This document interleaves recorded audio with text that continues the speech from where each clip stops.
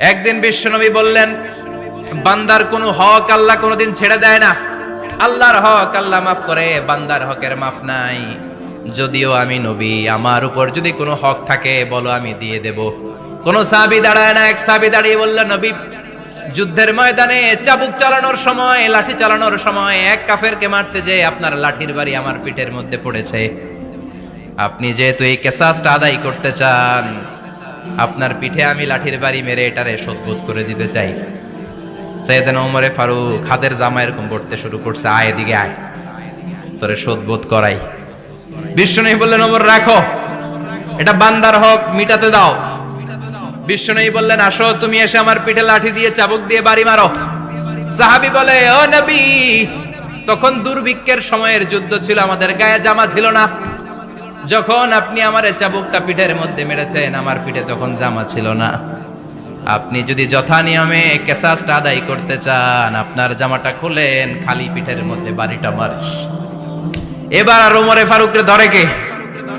এদিকে আয়, তোরে দেখাইতেছি। বিশ্বনবী বললেন, ওমর থামো, মারতে দাও। বিশ্বনবী উনার জুব্বাটা উপরের দিকে উঠালেন, পিঠের মধ্যে বাড়ি দেওয়ার জন্য ওই সাহাবীকে ডাকলেন। ওই সাহাবী বিশ্বনবীকে পিছন দিক থেকে জড়িয়ে ধরে ওই মোহরে নবুয়তের মধ্যে চুমু দিয়ে ফেলেছে। সাহাবী বললেন, নবী গো, এই নাটক করার জন্য আপনি আমারে মাফ করে দিয়েন। আপনি বিশ্বনবী, উদম গায়ে আপনারে দেখা যায় না, খালি গায়ে আপনারে দেখা যায় না। শুনেছি আপনার পিঠের মধ্যে মোহরে নবুয়ত আছে। অনেক দিনের সাধনা, জল্পনা কল্পনা, আপনার মোহরে নবুয়তে আমার ঠোঁটটা আমি লাগাবো। আপনার মোহরে নবুয়তের মধ্যে আমার ঠোঁটটা লাগিয়ে আমার ঠোঁটটারে আমি জাহান্নাম থেকে পরিত্রাণ করাবো। এজন্য প্ল্যান প্রোগ্রাম করে এতক্ষণ আপনার জামাটা খুলতে বলেছি। আপনার উপরে আমার কোনো হক নাই। আমার আব্বা মা, আমার সম্পদ, আমার জীবন আপনার জন্য কোরবান গো নবী। বিশ্বনবীর পিঠে বাম দিকে খাতামুন নবুওয়া ছিল, মাহরে নবুওয়া। কোন বর্ণনা এসেছে উনি এই মাহরে নবুওয়া দিয়ে পিছন দিকে দেখতেন। বিশ্বনবী যখন নামাজ পড়তেন উনি বলতেন, ইস্তাকিমু ওয়া'তাদিলু ইয়ারহামুকুমুল্লাহ, কাতার সোজা করো, ফাঁকা জায়গা বন্ধ করে দাও। কারণ আমি সামনে যেমনি দেখি, পেছনেও তেমনি দেখি। অনেকে বলেন বিশ্বনবী পেছনে দেখতেন এই মাহরে নবুয়তের জায়গাটা দিয়ে। এটা ছিল বিশ্বনবীর behind CC camera, behind close circuit camera. আল্লাহু আকবার। বিশ্বনবী ছাড়া কোন নবীর পিঠে এরকম মাহরে নবুয়া ছিল নাকি? কথা বলেন। এজন্য ওই নবীরে গালি দিলে সহ্য হয়? কথা বলেন, সহ্য হয়? আবিয়াদুল ইবতাইন, বগল ছিল শুভ্র সাদা। আমাদের বগল কি সাদা?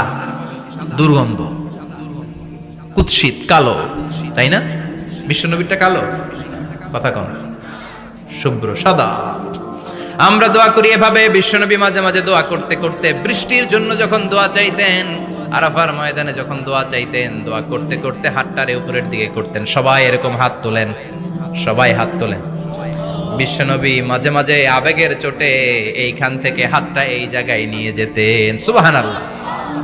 বিশ্বনবী যখন হাত আবেগের চোটে উপরের দিকে উঠাতেন, বিশ্বনবীর বগল দেখা যেত। সাহাবারা বলতেন, হাত্তা ইরা বায়াদু ইবতাইহি, এই সুযোগে আমরা দেখতাম উনার বগলটা ধবধবে সাদা, কোনো দাগ ছিল না। মুস্তাওয়াল জাবিন, প্রশস্ত ললাট ছিল। আসাম্মুল আনফ, খাড়া নাক ছিল। বিশ্বনবীর নাক কিন্তু বোচা ছিল না। এরকম চ্যাপটা নাকরে আপনারা কোম্পানিগঞ্জে কি বলেন? চাকমা? কি নাক? হ্যাঁ, বুসা। বিশ্বনবীর নাক এই চাকমা স্টাইলে নাক ছিল না, খাড়া ছিল, খাড়া নাক ছিল। সুবহানাল্লাহ পড়েন। মুফাল্লিজুল আসনান, দাঁতগুলো ছিল পরিপাটি। বিশ্বনবীর দাঁতের দিকে তাকালে, বিশ্বনবীর হাসির দিকে তাকালে মনে হতো হাসিতে যেন মুক্তা ঝরে। বিশ্বনবী দেখতে কেমন ছিল আন্দাজ পাচ্ছেন না মোটামুটি? এই চমৎকার দেহটা নিয়ে যখন আয়নার সামনে দাঁড়াতেন, বিশ্বনবী জোস জোস পোজ দিতেন না। এখনকার ছেলেপেলেরা বলে আয়নার সামনে দাঁড়াইয়া দেই জোস জোস পোজ, আছে না নাই? বিশ্বনবী জোস জোস পোজ দিতেন না।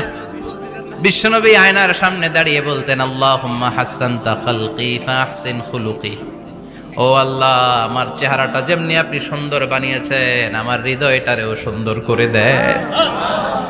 What a attitude, what an attitude! কি অ্যাটিটিউড ছিল ওনার!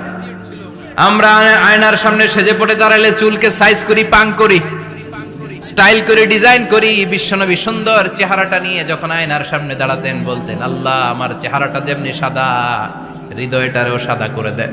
কিছু মানুষ আছে চেহারা সাদা, হৃদয় কালো, আছে না নাই? কিছু মানুষ আছে চেহারাটা কুচকুচে কালো, অন্তরটা সাদা, এমন মানুষও আছে না নাই? বিশ্বনবীর ভেতরও সাদা, বাহিরও সাদা। সুবহানাল্লাহ। আর এই সুন্দর সাদা দেহ নিয়ে আয়নায় দাঁড়িয়ে পড়তেন, আল্লাহ, চেহারা যেমনি সুন্দর, চরিত্রটাও সুন্দর করে দেয়। এজন্য আয়নার সামনে দাঁড়িয়ে এই দোয়ার দরকার আছে না নাই? পড়তে রাজি আছেন? মনে থাকবে না মাহফিল শেষ ভুলে যাবেন? মনে থাকবে? আয়নার সামনে আপনি যখন দাঁড়াবেন, আপনার স্ত্রী যখন দাঁড়াবে, আপনার বাচ্চারা যখন দাঁড়াবে, বলে দিবেন, বাবা, আয়নার সামনে দাঁড়ানোর দোয়া পড়ো। কত অসাধারণ দোয়া! পড়েন আওয়াজ করে আমার সাথে, আল্লাহুম্মা হাসসানতা খালকি ফাআহসিন খুলুকি, আল্লাহুম্মা হাসসানতা খালকি ফাআহসিন খুলুকি। এর মানে, আল্লাহ, আমার চেহারাটা করেছো সুন্দর, আমার আচরণ, আমার চরিত্রটাও সুন্দর করে দাও। চিৎকার করে পড়েন আমিন। তাহলে বিশ্বনবীর ব্যাপারে তিনটা কথা আমরা শুনবো বলেছিলাম, প্রথমটা শুনে ফেলেছি। মানে উনি দেখতে কেমন ছিল, উনি দেখতে কেমন ছিল, এর মধ্যে আমাদের আমলের কিছু নাই, শুধু বর্ণনা করা আর শোনা আর বিশ্বনবীকে ভালোবাসা, ঠিক কিনা? কারণ উনার না খাড়া, আমার তো খাড়া নাও হইতে পারে। উনি সুন্দর, আমি তো শ্যামলা হইতে পারি, কারণ এটা আল্লাহর দেয়া পরীক্ষা, ঠিক কিনা? দ্বিতীয় পয়েন্ট থেকে আমাদের আমল শুরু। দ্বিতীয় পয়েন্ট ছিল বিশ্বনবীর আচরণগত বৈশিষ্ট্য। আমার নবীর বিহেভিয়ার কেমন ছিল, কন্ডাক্ট সিস্টেম কেমন ছিল, ম্যানার কেমন ছিল, মানুষের সাথে কমিউনিকেশনটা কেমন ছিল, ব্যবহারিক জীবনটা কেমন ছিল, এগুলো আমল করার দরকার আছে না নাই? কষ্ট হচ্ছে? কষ্ট হচ্ছে? মনোযোগ আছে তো? মনোযোগ আছে না গেছে? আমরা এবার শুনবো বিশ্বনবীর আচরণ কেমন ছিল। বিশ্বনবী যখন রাস্তা দিয়ে হাঁটতেন, ইয়ামশি হাউনান, বিনয়ের সাথে হাঁটতেন। ইয়ামশি হাউনান, রহমানের বান্দারাও বিনয়ের সাথে রাস্তা দিয়ে হাঁটে, ঠিক কিনা? ওয়াইবাদুর রহমানিল্লাযীনা ইয়ামশুনা আলাল আরদি হাওনাও ওয়া ইযা খাতাবাহুমুল জাহিলুনা ক্বালু সালামা। রহমানের বান্দারা যখন রাস্তা দিয়ে হাঁটে, বিনয়ের সাথে হাঁটে, তারা অহংকার প্রদর্শন করে না, মানুষের সাথে বিনয়ের সাথে রাস্তা দিয়ে হাঁটে। এজন্য রাস্তা দিয়ে যখন হাঁটবো, বিনয়ের সাথে হাঁটবো। রাজি আছেন তো? নাকি অহংকার প্রদর্শন করে হাঁটবেন? বিশেষ করে যুবকেরা, ৩-৪ জন যুবক একসাথে হলে রাস্তায় ওদের আর কারো হুঁশ জ্ঞান থাকে না, পুরো দুনিয়াটাই মনে হয় দুনিয়াটাই আমার, আছে না নাই? না, মুরব্বীকেও সম্মান করবা, মহিলাদেরকে সম্মান করবা, তোমার জায়গায় তুমি হাঁটবা, ভদ্রভাবে হাঁটবা। ভদ্রভাবে হাঁটার দরকার আছে না নাই? উনি মুরব্বী, একদিন উনিও তোমার মতো যুবক ছিল, ঠিক কিনা? এই যে আমার কালো দাড়ি, আজীবন কালো থাকবে? কথা বলেন। উনার সাদা দাড়ি, ছোটবেলায় মনে সাদা দাড়ি নিয়ে আসছিল না? হ্যাঁ, উনিও একদিন তাগড়া যুবক ছিল। উনিও কোম্পানিগঞ্জ বাজারে দাঁড়ালে লোকজন তাকিয়ে থাকতো, ঠিক কিনা? তার মানে রং ধরা যৌবন জং ধরে শেষ। যৌবন সব সময় থাকে না, সার্টেন একটা পিরিয়ডের জন্য আল্লাহ দিয়েছে। এজন্য যুবক ভাইরা, তোমাদের রক্ত গরম, তোমাদেরকে বিনয়ী হতে হবে বেশি, ঠিক কিনা? রাজি আছো তো সবাই? বিশ্বনবী বিনয়ের সাথে হাঁটতেন। ওয়াকানা ইয়াতাবাসসাম, সবসময় মুচকি হাসতেন। কি করতেন? মুচকি হাসেন তো আপনারা? হাসেন না?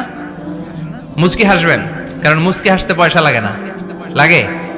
মুচকি হাসি দেন তো একটা। এই যে সবার এখন মুচকি হাসি, পয়সা লাগছে? কথা কর। তাবাসসুমুকা ফি ওয়াজহি আখিকা সাদাকা, you smile to your brother, it's a charity. তুমি তোমার ভাইয়ের দিকে তাকিয়ে যে মুচকি হাসবে, এত সদকা দেওয়ার সওয়াব হয়ে যাবে। বিশ্বনবী সব সময় মুচকি হাসতেন। হাসি 3 ধরনের, তাবাসসুম, দিহক, কাহকাহা। কাহকাহা মানে অট্ট হাসি, আলিফ লাইলার দত্তরা যেমন হাসি দেয়, ওই হাসি। এটা নামাজের মধ্যে কেউ দিলে নামাজও শেষ, ওযুও শেষ। আর দিহক, হালকা আওয়াজে হাসি, সামান্য দাঁত দেখা যায় মাঝে মাঝে। বিশ্বনবী মজা করে এরকম হাসি দিতেন, কিন্তু সব সময় বিশ্বনবীর ঠোঁটের মধ্যে মুচকি হাসি লেগেই থাকতো। তাহলে আমরা বিনয়ের সাথে হাঁটবো, নাম্বার 1। নাম্বার 2, সবসময় মুচকি হাসবো। রাজি আছেন? ঘরে যেই স্ত্রীকে একটা মুচকি হাসি দিবেন, আজকে রাতেই দিবেন, যেই একটা মুচকি হাসি। রাজি আছেন? হ্যাঁ, ভালোবাসা বাড়াই দিবে কে? কথা কয় না। ভালোবাসার কথা আসলে আওয়াজ কমে যায়। ভালোবাসার কথাও কোরআনে আছে না নাই? আল্লাহু আকবার। আল্লাহ দাম্পত্য জীবনের ভালোবাসা তুমি বাড়িয়ে দাও। ইদাল তাফাতা ইলতাফাতা জামিআন। এই দুই একজন ওঠা বসা করতেছে কেন? ওঠা বসা করা যাবে না, বসেন। আর অল্প কয়েক মিনিট কথা বলবো। এখানে তো অনেক বিশৃঙ্খলা, আমি তো বলতেছি না কিছু, অনেক বিশৃঙ্খল হয়ে গেছে মাহফিলটা। ওঠা বসা করা যাবে না, বসেন। 2-4 মিনিট কথা বলে আমরা একসাথে বিদায় নিব। কারণ এই মাহফিলগুলোর একটা সৌন্দর্য আছে, আপনি ওঠা বসা করলে সৌন্দর্যটা নষ্ট হয়। আপনি কি মনে করছেন শুধু এই মিডিয়া কর্মীরাই ভিডিও করে, ফেরেশতাদের ভিডিও নাই? ওয়া কুল্লা শাইইন আহসাইনাহু ফি ইমামিম মুবিন। ফেরেশতাদের ভিডিও ক্যামেরার নাম ইমামুম মুবিন। সুবহানাল্লাহ পড়েন। এই ইমামুম মুবিন নামক ক্যামকর্ডার, এটা দিয়ে তারা রেকর্ড করে নিয়ে যায়। এজন্য ওঠা বসা করলে এটা সুন্দর লাগবে। কথা বলেন। আর উঠবেন কেউ? আর কয়েক মিনিট কথা বলবো, আমরা কেউ উঠবো না ইনশাআল্লাহ। পড়েন। ইদাল তাফাতা ইলতাফাতা জামিআন। বিশ্বনবীর যদি ডানে বায়ে কোথাও তাকানোর দরকার হতো, উনি আর চোখে তাকাতেন না। অনেকে এইভাবে বসে আছে, ডানে এমনে তাকায়, এমনে আছে না নাই? এইভাবে এমনে তাকায়, আছে না নাই? এভাবে তাকানো যাবে না। বিশ্বনবী ডানে তাকানোর দরকার হলে ইলতাফাতা জামিআন, অ্যাবাউট টার্ন, ঘুরে যেত, ঘুরে এইভাবে তাকাতেন। আবার বায়ে তাকানোর দরকার হলে বুকটা নিয়ে, শরীরটা নিয়ে ঘুরে যেতেন, এইভাবে তাকাতেন। সুবহানাল্লাহ পড়বেন না? আর চোখে তাকানো কি ভালো স্বভাব? বিশ্বনবী ইদাল তাফাতা ইলতাফাতা জামিআন, যেদিকে তাকাবেন ওদিকে ফুল্লি মনোনিবেশ করতেন, তারপরে তাকাতেন। সুবহানাল্লাহ পড়েন। ওয়া কানা মুস্তাহিয়ান, লাজুক ছিলেন, বেশ লাজুক। এখন সমাজে লাজুকতা নাই, লাজ শরম আমরা হারাতে বসেছি, ঠিক কি না? বিশ্বনবী আসাদ্দু হায়াআন মিনাল আযরা ফি খিদরিহা, যেই মেয়েদের বিয়ে হয় নাই, এমন ভার্জিন নারী, কুমারী নারী যারা পর্দার ভেতরে অনেক লাজুক হয়ে বসে থাকে, বিশ্বনবী পর্দার আড়ালে ওই কুমারী নারীদের চাইতেও বেশি লাজুক ছিলেন। এত লাজুক ছিলেন, এত লাজুক ছিলেন, লজ্জা পেলে চেহারাটা বিশ্বনবী লাল হয়ে যেত। ছোট্টবেলায় হালিমাতুস সাদিয়ার বাড়িতে যখন দুধ খেতে গিয়েছিলেন, বিশ্বনবীর দুধমা হালিমাতুস সাদিয়া বলে, এই কুরাইশি মুহাম্মদ ছেলেটাকে কখনো কাঁদতে দেখি নাই। ক্ষুধা লাগলেও কাঁদে না, ব্যথা পেলেও কাঁদে না, শুধু লজ্জাস্থানের জায়গা থেকে কাপড়টা একটু সরে গেলে ছোট্ট মুহাম্মদ চিৎকার দিয়ে ওঠে। কি বুঝে সে? ক্ষুধা লাগলেও কাঁদতো না, ব্যথা পেলেও কাঁদতো না, লজ্জাস্থানের জায়গা থেকে কাপড় সরে গেলে বিশ্বনবী চিৎকার দিয়ে উঠতেন। সুবহানাল্লাহ পড়েন। এজন্য লজ্জা শরমের দরকার আছে না নাই? ইযা লাম তাস্তাহি ফাসনা মা শিতা। যদি লজ্জা শরম না থাকে, যা মন চাই তাই করতে পারো। এটা আমাদের বাংলাদেশে ব্যাপক। লাজ শরম কিচ্ছু নাই, যে যেটার যোগ্য না সে সেইটা করতে যায়, ঠিক কি না? এই যে হিরো আলমের মনোনয়ন নিয়ে টানাটানি, কোনো লজ্জা শরম আছে? আমার যোগ্যতা থাকতে হবে না? আমাকে রাজনীতি জানতে হবে না? আমাকে যদি আজকে বলে মিজানুর রহমান আজহারী আপনি অনেক কোয়ালিফাইড লোক, আপনি কালকেই দেশের প্রধানমন্ত্রী, আমি ওই জায়গায় বেহুশ। কারণ আমার নাই কোনো রাজনৈতিক জ্ঞান, নাই কোনো ডিপ্লোম্যাটিক জ্ঞান, নাই কোনো কূটনৈতিক জ্ঞান, এই কাজ আমার নয়। এজন্য লাজুকতার বড় দরকার। যেখানে যার বসা দরকার সে সেখানে যাবে। কিয়ামতের আগে যেই লোক যেই চেয়ারে বসার দরকার ওই লোক ওই চেয়ারে বসবে না। এটা হলো কিয়ামতের আলামত। জোরে কোন ঠিক কিরা?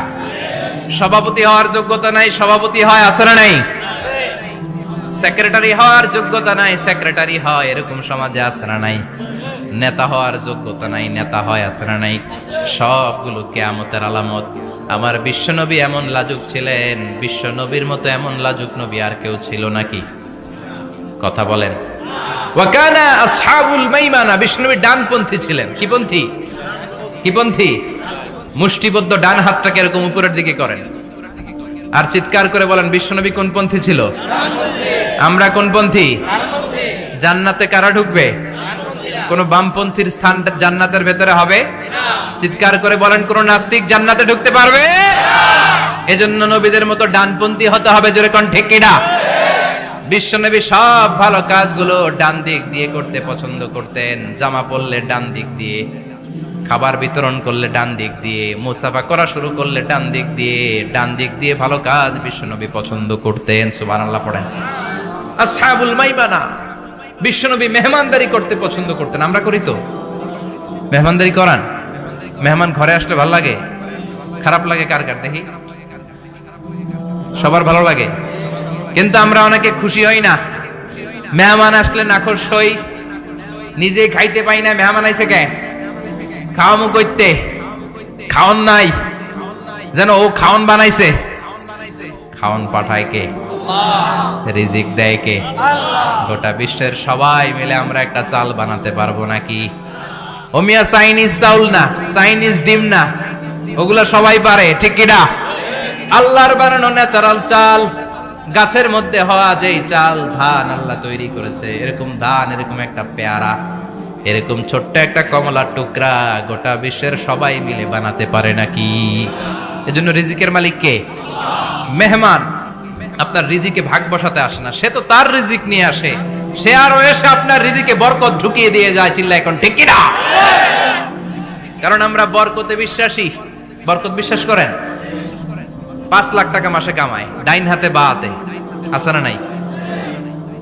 হালাল হারাম ইচ্ছা মতো কামায়, মাস শেষে কিচ্ছু থাকে না, এরকম ডাকাইত আছে না নাই? হসপিটালের একটা বিল পরিশোধ করতে 3 লাখ চলে যায়, ঋণের বোঝায় জর্জরিত, রাতে ঘুম নাই, তার মানে বরকত নাই। আরেকজনের বেতন 20,000, কয় হাজার? বাড়ি ভাড়া 6,000, বাজার খরচ 6,000, ছেলে মেয়ের স্কুলের বেতন 6,000, বেড়ায় দান করে আরো 1,000, আরো থাকে। সুবহানাল্লাহ পড়েন। দিস ইজ কল্ড বারাকা। 20,000-এর বেতনের ভেতরে বারাকা ছিল। 5 লক্ষ ইনকাম, 1 টাকাও নাই, ঠিক কিনা? এজন্য কোটি টাকার মালিক দেখলে মনে করবেন না অনেক সুখ। এই দুনিয়ার জীবনটা ধোঁকা, মহাচ্ছন্ন হয়ে আছি আমরা। এটা ধোঁকা, এটা মরিচিকা, এটা চাকচিক্যময় একটা জায়গা। মৃত্যুর পর মনে হবে একটা দুঃস্বপ্ন ঘটেছিল আমার, বিশাল এক জগৎ পড়ে আছে সামনে। দুনিয়াটাই ধোঁকা, দুনিয়াটাই মোহের জায়গা, আমরা সবাই মোহাচ্ছন্ন হয়ে আছি। দুনিয়ার উদাহরণ হলো 3টা লাশ আর 4টা স্বর্ণের টুকরার সমান। 3 জন যুবক কাজের জন্য বেরিয়েছে, পথিমধ্যে 4টা স্বর্ণের টুকরা পেয়েছে। যুবক কয়টা? স্বর্ণ পাইছে কয়টা? মহা খুশি, খুশিতে বাকবাকুম, 4টা স্বর্ণের বড় বড় টুকরা পেয়েছে। আমরা আজীবন খেলে বসে খেয়ে যেতে পারবো, কিচ্ছু লাগবে না আমাদের। 3 বন্ধু বলে ভাগ করি, আরেকজন বলে ক্ষুধা লাগছে। একজন যা বাজার থেকে রুটি কিনে নিয়ে আয়, খাওয়ার পরে ভাগ করবো। একজন রুটি কিনতে গেল, শয়তান 2টারে বুঝায়, ওইটারে মারতে পারলে ভাগ বটোয়ারা সহজ হবে। তোরা 2 জন স্বর্ণ 4টা, তুই নিবি 2টা, ও নিবে 2টা। হিসাব সহজ না? 2 বন্ধু প্ল্যান করছে, ওইটারে মাইরা তুই 2টা, আমি 2টা। যেটা রুটি আনতে গেছে প্ল্যান করেছে, রুটির মধ্যে বিষ মিশায় নেই। কি মিশাবো? বিষ। তাহলে বিষ খাওয়া রুটি খেয়ে ওই 2টা সে সব পাবে, আমি পাবো। ভাগাভাগির কিছু নাই, সব যাবে আমার কাছে। 4টা স্বর্ণের টুকরার মালিক আমি। রুটির মধ্যে বিষ মেখে নিয়ে এসেছে, ওই 2 বন্ধু প্ল্যান অনুযায়ী ওইটারে ধরে মেরে ফেলছে। এবার মহা খুশি। এক বন্ধু কয়, এবার তো ভাগ বটর আর কিছু নাই, তুই 2টা, আমি 2টা, আগে খাইয়া লই। আগে খাওয়ার পরে এই 2টাও নাই। 3টা লাশ, 4টা স্বর্ণের টুকরা। এটাই তো দুনিয়ার জীবন, ঠিক কিনা? আসল জীবন কবর থেকে শুরু হবে, কোন ঠিক কিনা? একদিন মাটির ভেতরে হবে ঘরে মন আমার, কেন বাঁধো দালান ঘরে মন আমার, কেন বাঁধো দালান ঘর, ঠিক কিনা? দুনিয়ার জীবন আসল জীবন না, এটা মরিচিকা, এটা ধোঁকা, এটা মোহ, এটা শয়তানের চাকচিক্য। আসল জীবন কবরের জীবন। আসল জীবন সামনে পড়ে আছে, জন্য বরকতে বিশ্বাস করি আমরা, ঠিক কিনা? ল্যান্ড ক্রুজার দাপিয়ে বেড়ায়, বড় বড় টাওয়ারের মালিক, অনেক সম্পদের মালিক।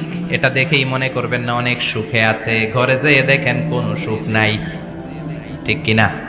সাধারণত টাকা যার বেশি, দুঃখ তার বেশি, টাকা যার কম, সুখ তার বেশি। সুবহানাল্লাহ পড়েন। আল কানাআতু মিনাল ইসলাম। এজন্য আমার শ্রমিক ভাইয়েরা, আপনাদের এক পা জান্নাতে এমনি ঢুকে আছে। নামাজ পড়বেন, মা বাবার খেদমত করবেন, ইসলামের নিয়মগুলো মানবেন, দ্বিতীয় পাটাও জান্নাতে ঢুকায় দিবে কে?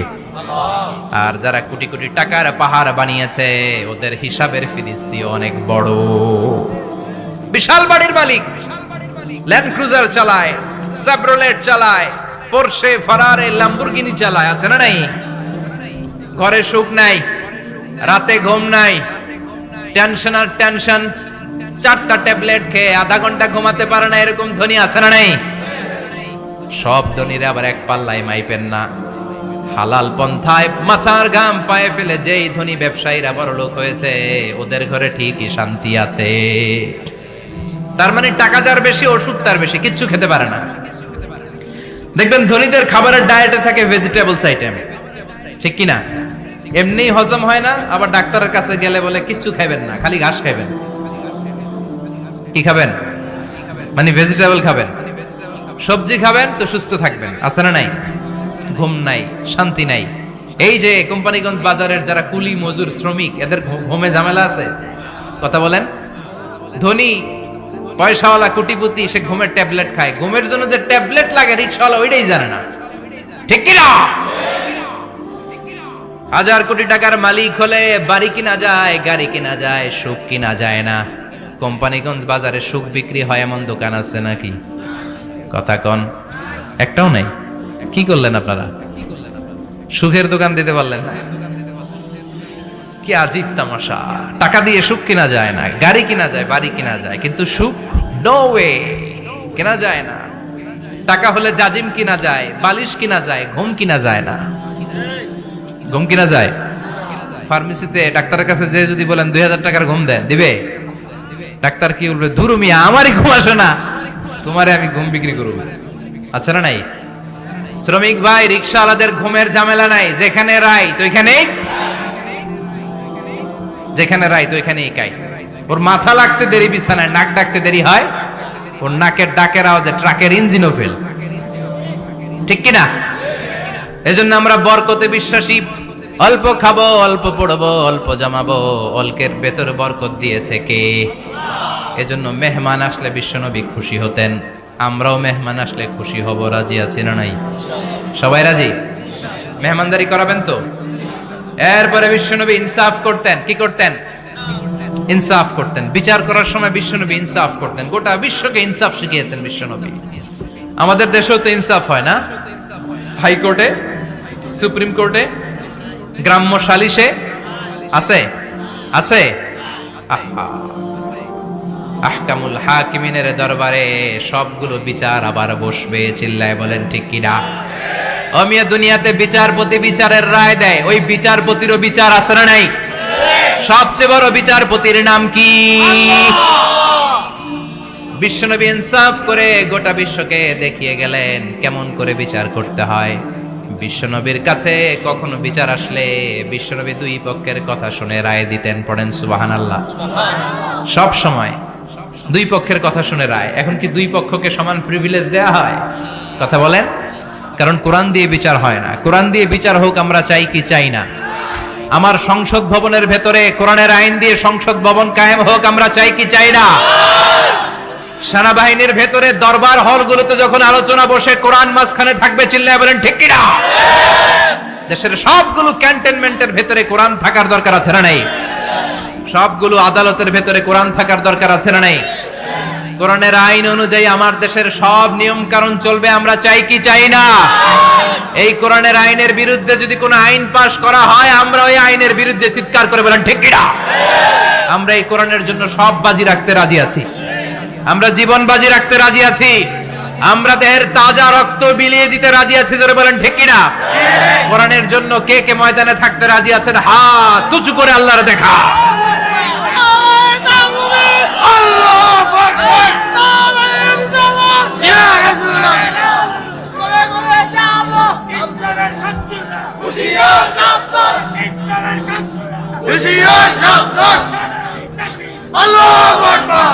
আল্লাহ কোরআনের জন্য যে ভালোবাসাটাকে তুমি কবুল করো, আমরা যেন দেখে যেতে পারি যে এই দেশে কালেমার পতাকা পতপত করে উড়েছে। আমরা যারা ইসলামের পক্ষে, এটাই আমাদের অপরাধ। আমরা ইসলামকে একটা বিজয়ী শক্তি হিসেবে দেখতে চাই। আমরা ইসলামকে পার্লামেন্টের ভেতরে দেখতে চাই। আমরা কালিমার পতাকা পতপত করে উঠছে এটা দেখে যেতে মরতে চাই। চিল্লায় বলেন ঠিক কিনা? বিশ্বনবী ইনসাফ শিখালেন। বিচার আসলে দুই পক্ষের কথা শুনতেন। বিশ্বনবীর স্ত্রী সাওদা এসে বলে, নবী, আমি আপনার কুমারী বউ আয়েশার ঘরে তরকারি নিয়ে গিয়েছিলাম, ঝোল নিয়ে গিয়েছিলাম, কোন বর্ণনায় পায়েস নিয়ে গিয়েছিলাম। তরকারি দেওয়ার পরে আপনার স্ত্রী রেগে বলে, তরকারি দিলা কেন? আমি কি তরকারি রাঁধতে পারি না? আনলা কেন? রাগের চোটে তরকারির ঝোল নিয়ে পায়েস নিয়ে আমার গালের মধ্যে মাখিয়ে দিয়েছে আপনার বউ। আপনি তো শ্রেষ্ঠ বিচারক, কোন বিচার করে দেন। দুই বউয়ের মধ্যে ঝগড়া আছে না নাই? বিশ্বনবী সাউদার কথা শুনলেন, মা আয়েশাকে ডেকে পাঠালেন। মা আয়েশারে বললেন, ও আয়েশা, আসলে এমনটা করেছো নাকি? মা আয়েশা বলে, নবী, তখন আমার মেজাজটা বড্ড গরম ছিল, রাগের মাথায় ঝোল নিয়ে আমি সাউদার মুখে লাগিয়ে দিয়েছি। আসলে কাজটা ঠিক হয় নাই, আমারে ক্ষমা করেন। বিশ্বনবী দুইজনের কথা শুনে ঠান্ডা হয়ে বসলেন। সুবহানাল্লাহ। একজনের কথা শুনে রায় দেয় নাই, ঠিক কিনা? দুইজনের কথা শুনে বিশ্বনবী বললেন, আমার আদালতের রায় হচ্ছে কিসাস, টিট ফর ট্যাট। যেমন করেছো তেমন, ঘুষি মারলে ঘুষি, গুতা মারলে গুতা, ঠেলা মারলে ঠেলা। আচ্ছা না নাই? সাউদাকে যেমনি তুমি পায়েস মাখিয়ে দিয়েছ, সাউদাও পায়েসের বাটি থেকে কিছু পায়েস নিয়ে আয়েশার গালে মাখো। সুবহানাল্লাহ পড়েন। সাউদাও বিশ্বনবীর রায় অনুযায়ী বাটি থেকে পায়েসের ঝোল নিয়ে মা আয়েশার গালের মধ্যে মেখে দিলেন। মা আয়েশা কি আর করবেন, হেসে দিলেন। সাইয়েদাতুনা সাউদাও হাসলেন, বিশ্বনবীও হাসলেন। আরশের উপর থেকে খুশি হয়ে গেল কে? আল্লাহ। এজন্য কোরআন দিয়ে যদি, কোরআনের নিয়ম দিয়ে যদি, বিশ্বনবীর শেখানো পন্থায় যদি বিচার হয়, ওই বিচারের মধ্যে ইনসাফ থাকবে, জুলুম থাকবে না। ওই বিচারের মধ্যে কোনো স্কাইপি কেলেঙ্কারি হবে না। আমাদের টেলিফোনের ফোনালাপ ফাঁস হয়ে যায়, স্কাইপি ফাঁস হয়ে যায়, অনেক ঝামেলা হয়ে যায়, আছে না নাই? এরপরেও জনগণের চোখ খোলে না। আল্লাহ তুমি চোখ খোলার তৌফিক দাও, সহি সমঝ দান করো, পড়ে না আমিন।